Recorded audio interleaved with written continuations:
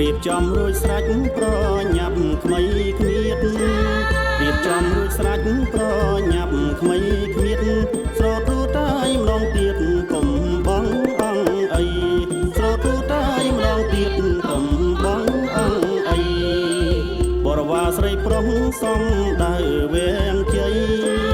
បរវាស្រីប្រុសសំដៅវាងជ័យម្ដងនេះហើយកុំស្ដីកុំចេញវាចាម្ដងនេះហើយកុំស្ដីកុំចេញវាចា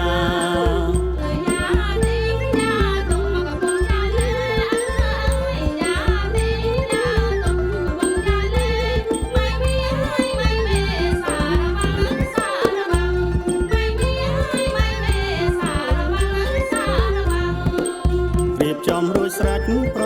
ញាប់ក្មៃគ្មៀតរៀបចំរួចស្រេចប្រញាប់ក្មៃគ្មៀតស្រោតរួតែម្ដងទៀតកុំបងអង្គអី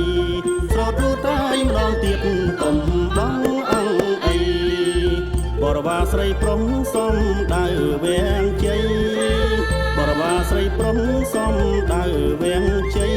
ម្ដងនេះហើយកុំស្ដីកុំចេញ